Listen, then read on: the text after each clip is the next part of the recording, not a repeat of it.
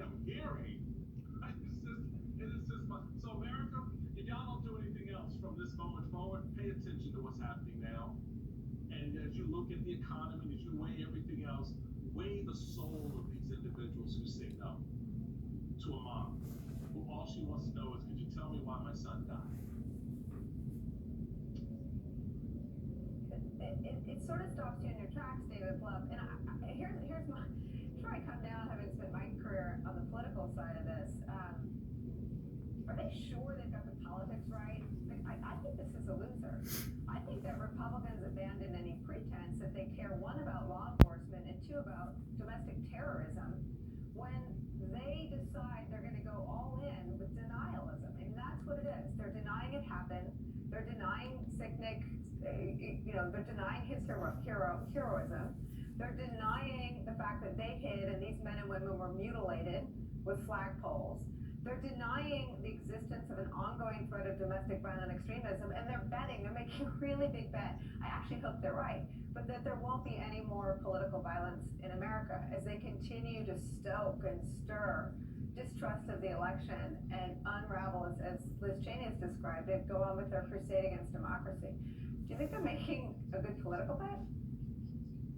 I don't, Nicole. But again, the windshield they look out every day is just Republican primaries, and kind of that, small percentage of Americans that dominate Republican life these days. And so in that world, I think they feel like they're protecting their flank. But no, I mean, listen, December 7th, September 11th, these are dates every American knows, and I think January 6th is going to be one of those days. It needs to be. Of course, in the first two instances, America was attacked by enemies and adversaries from outside of our shores.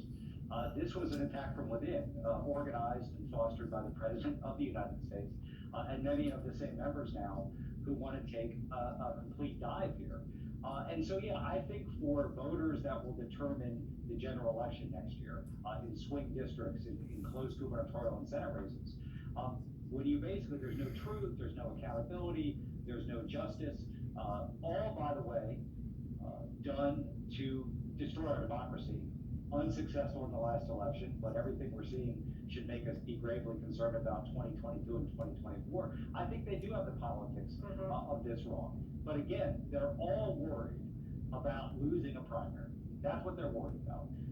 And again, I think this stance, which is these were just tourists, and they were peacefully protesting, and nothing bad happened, and so there's no reason to look at it. It's just a partisan witch hunt. That does appeal to that base. But at the end of the day, the lack of character is the main reason that Donald Trump, by the way, he never got above 47% of the vote. Narrowly won the first time, lost the second time. So this is not a great vote getter, okay? The reason he lost was lack of character.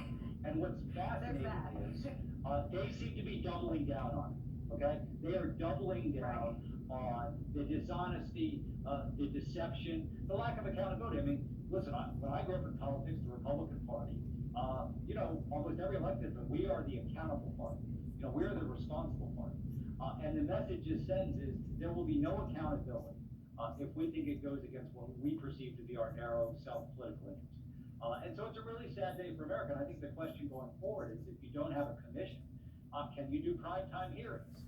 What can you do to bring the truth out so we continue to keep this in front of the American people? Because politics aside, it is necessary to continue to examine what happens here. Because to your point, would you bet right now, particularly if what happens is basically one of our two political parties says, you can basically get away with anything, and you're not going to be held to account. Now, there's obviously investigations and prosecutions, but we think there's not going to be political violence after the 22 or 24 elections. You're out of your mind if you think that's the case, unfortunately.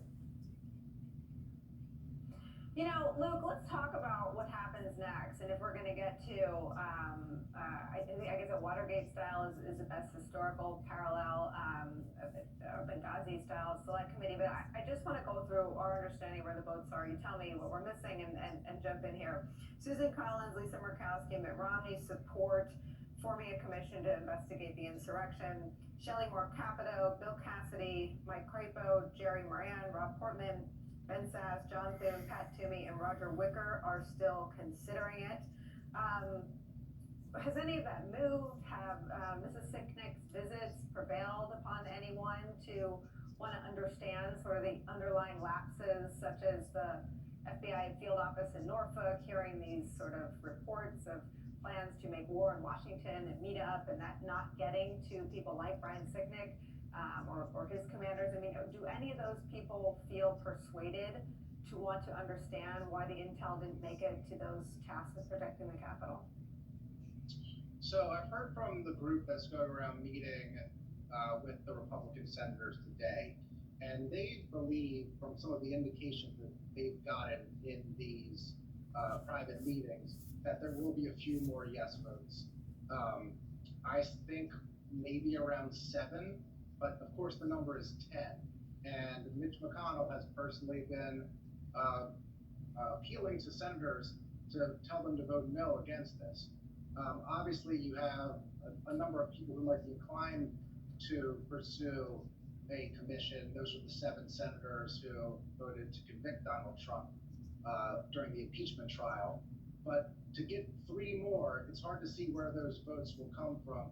Some of those people on that list you just showed have since said that they will not vote for a commission.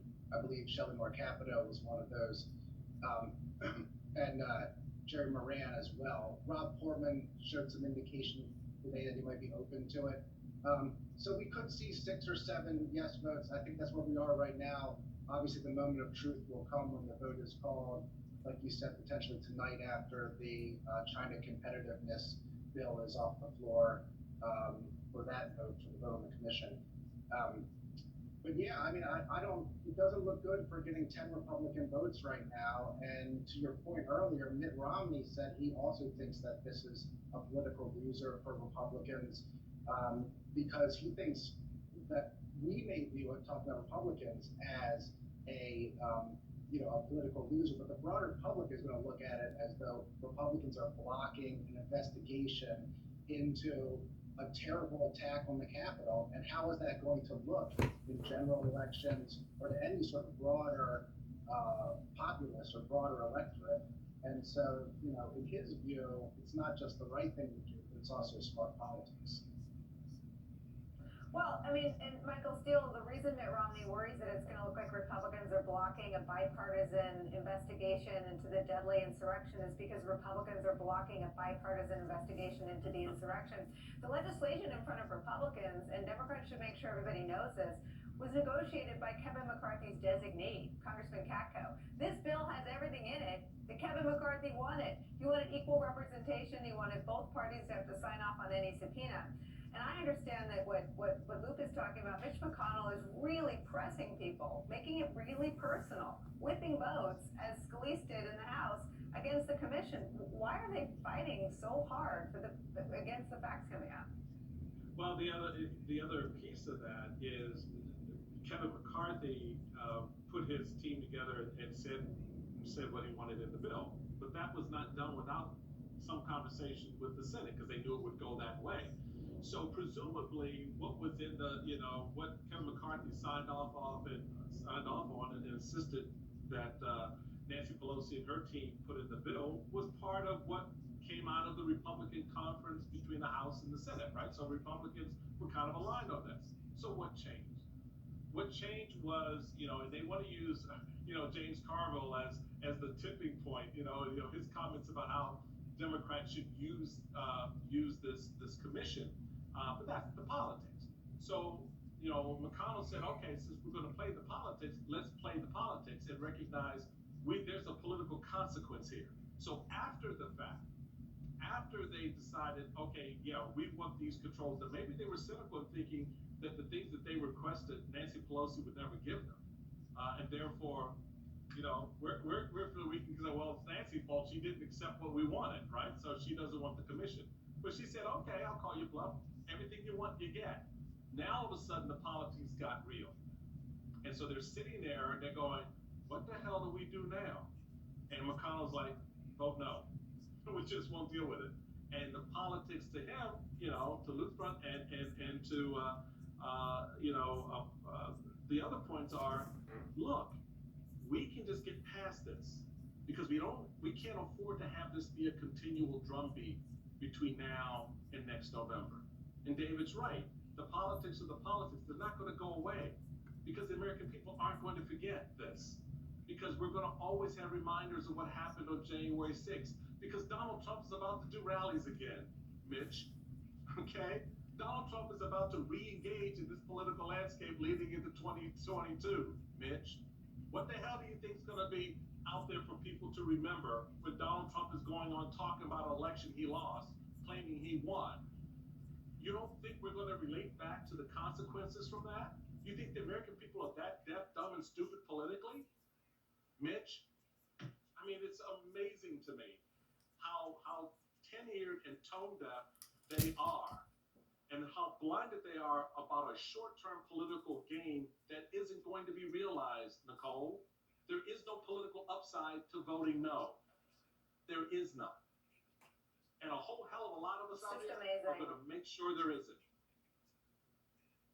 Yeah, no, it's a remarkable moment I mean, and you all captured it and articulated it better than I could. Luke Broadwater, David Bluff, thank you so much for starting us off. Michael Steele is sticking around. When we come back, the dangerous partisan push to go hunting for election fraud is continuing to spread throughout the country. The latest front is Wisconsin, where a top GOP legislator there is recruiting retired police to, quote, investigate the 2020 election results. All to bait the base, as our friend Charlie Sykes writes. Plus, an emotional tribute to the 9 victims of yesterday's mass shooting in San Jose. What will we find in this Maricopa recap? Anything? Well, this is our fourth audit. There's already been 3 audits.